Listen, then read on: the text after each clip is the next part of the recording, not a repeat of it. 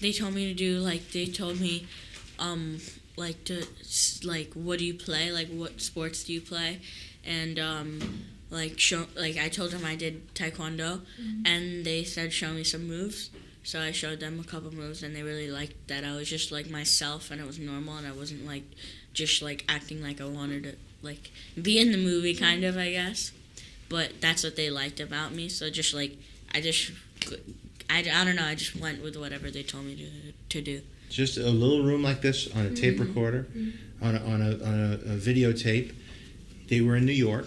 He read the scene, but I really liked his personality after the scene. He told me that he said he does martial arts, he does his own stunts, he did a little taekwondo, and I thought he had a lot of confidence and a lot of personality.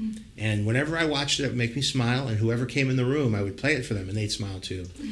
And we were dealing with a very young character, so we knew we weren't going to have somebody with a lot of experience, but we wanted somebody who had a lot of charisma, and that's what Neil had. He had a lot of charisma. But there were also puppeteers, so if I'm talking to a Baloo or something like that, I would be talking to someone that was holding a puppet, and I would just interact with them, and usually it was John that was holding the puppet, and I would just talk with it, and it was it made it a little easier, and it looked a little realer.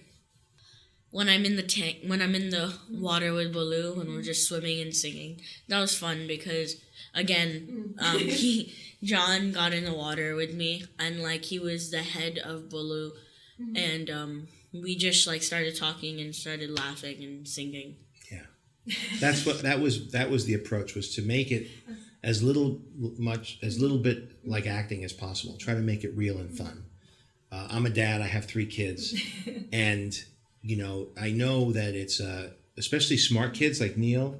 If you don't keep it interesting, they get bored.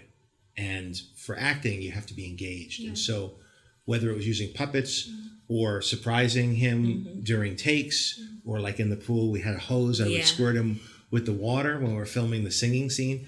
All those little moments made him react in different ways. 9 times. 9 times? Yes. So how did you feel about it? I loved it. Every single time I watched it, I was always laughing because it was so funny. And, I just love that it all came together. So, we always did piece by piece, and it was kind of confusing at first. But then when you watch the whole entire movie, it makes so much sense, which is amazing. I can't wait to see it here, actually. Because we see it in the United States. The movies that are very popular there are a lot of action, more for young men, superheroes, explosions, spaceships. But this movie did very well there, which is not common because it's a very emotional story. It's set against nature.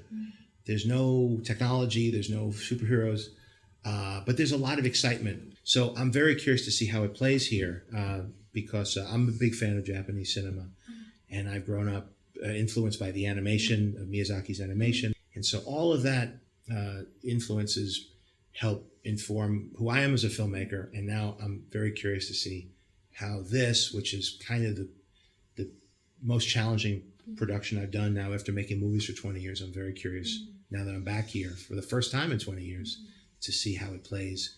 Here, throw me that. Here's my new favorite guy in Japan. You know this guy? Yeah. That's Egg Boy. I saw this in the store. You know who that is? Yeah. Do you know who this is? Egg Boy? This guy. I like him a lot. This is what we bought here in Japan. He's very lazy. He doesn't get out of bed. And this is what I'm going to bring back to the United States as a member. Thank you.